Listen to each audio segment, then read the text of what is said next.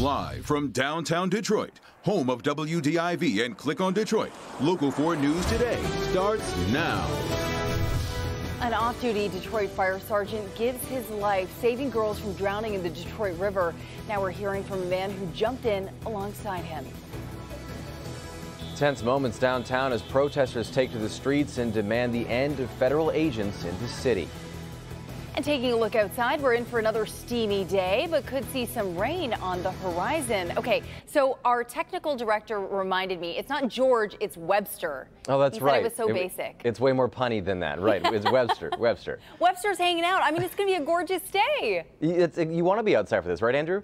Exactly right, and with a view like that, who could not pass up the chance to take a look at that gorgeous sunrise that's taking place right now, right? We're looking at mostly sunny skies out there, still relatively comfortable, but you can feel a little bit more humidity or moisture in the atmosphere.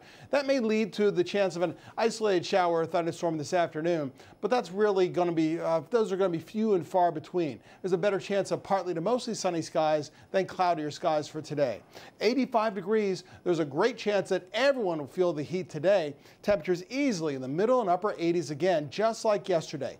89 to near 90 this afternoon. Just drink plenty of water. Keep kids and pets away from empty vehicles. We're looking at 64 degrees right now for our friends in Pontiac. Folks enjoying the view over in Howell as well with 62 degrees. Gorgeous as we look at downtown Detroit from our Skycam over in Windsor. Good morning to southern Ontario, Canada as well. You'll have high temperatures near 90 later today. A high of 66 degrees currently with a wind out of the south-southwest at around 3 miles per hour. Can we keep this heat going through much of this week? We'll talk more about that with your 7-day forecast in minutes. All right, thanks, Andrew. Multiple people are arrested during a protest against Operation Legend in downtown Detroit.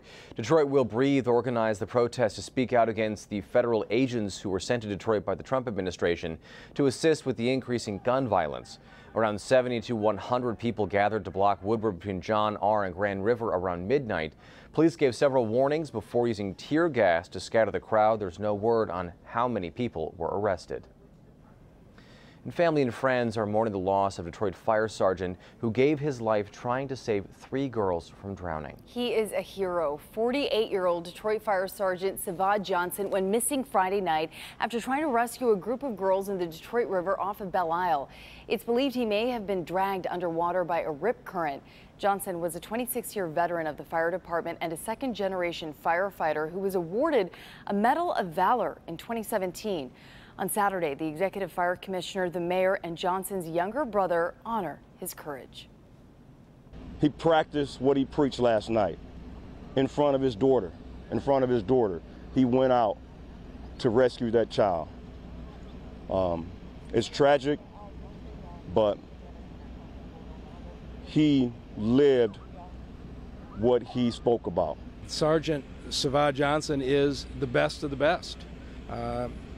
You know, last night he isn't just a firefighter during his shift. A firefighter can be glorified for being a hero, but him being 6 years my senior, he was my idol. He was always a hero to me. He's a hero to the whole city. This morning, we hear from a Fraser man who was right alongside Sergeant Johnson. They both went into the river when they heard screams coming from the girls. Larry Spruill has more.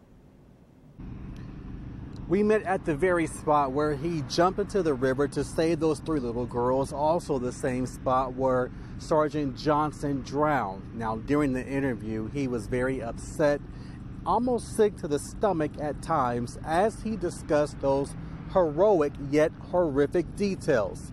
It's an interview you will only see here on Local 4.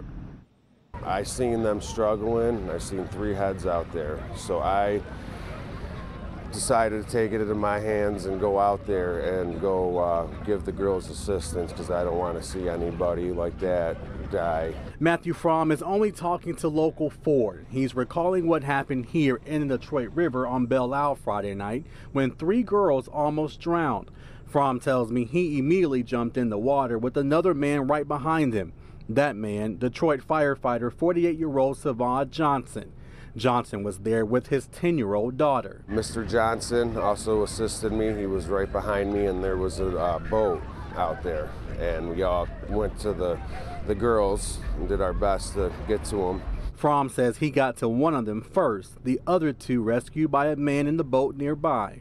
The boat, which was a blessing for him to be there, because if it wasn't for him, I probably wouldn't have made it out of there either, because he threw life preservers out to the young girls. Both Fromm and the girls made it back to shore. I heard a little girl screaming, saying, "Where's my daddy?" And I was like, "Well, who was your dad?" And she said, he's the guy that went in with you. And I was like, it came to me like, yeah, he was there with me, and where is he now? He was right behind me at one point, and then 5-10 minutes later, nobody knew where he went. He called 911 and Johnson's family. Police searched Friday night and all day Saturday. Detroit police divers found his body Saturday afternoon. It's still with me, and knowing that Mr. Johnson never made it out of here is, you know, very, it hurts. And I asked him if he would do this all over again. Would he jump in the river to save those 3 little girls, or anyone for that matter, without any hesitation? He tells me yes, because he simply would want someone to do that for him or his family members. Reporting on Belle Isle, Larry Sproul, Local 4. All right, thank you, Larry. A 14-year-old shot and killed by another teen in Inkster. State police say a group of teens were hanging out at the Dearborn View Apartments. That's near John Daly and Michigan Avenue Friday night. Someone brought out a gun, and a 14-year-old boy shot the other 14-year-old in the head.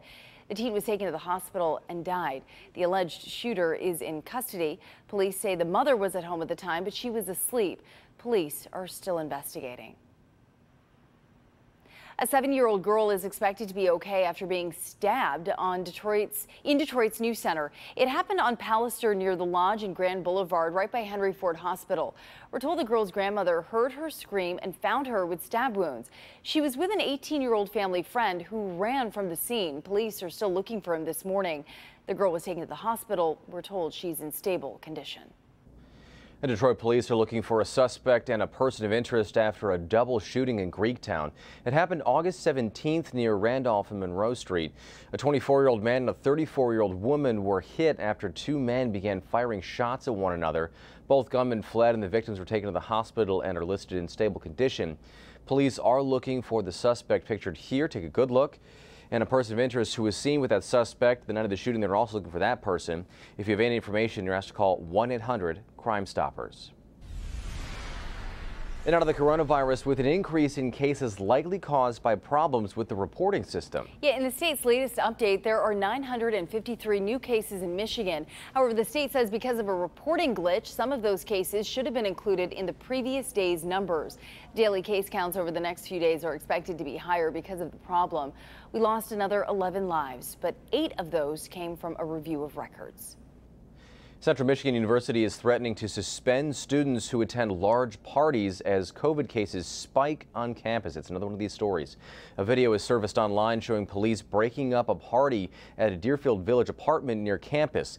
In a letter to students, the university says it may fine or suspend students who take part in gatherings like this. Classes started there this past Monday, and there are already 40 confirmed cases. I really feel for these college students, though.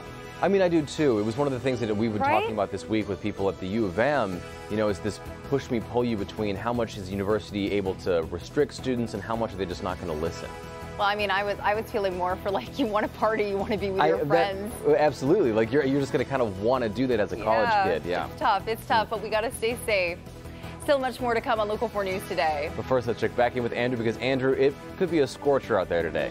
Priya and Grant, you're absolutely right. Temperatures approaching 9 degrees once again. We now have some showers showing up a little bit closer to home here on Storm Tracker 4. We'll talk about the impact of those showers, possibly for this afternoon, and your 7-day forecast coming up.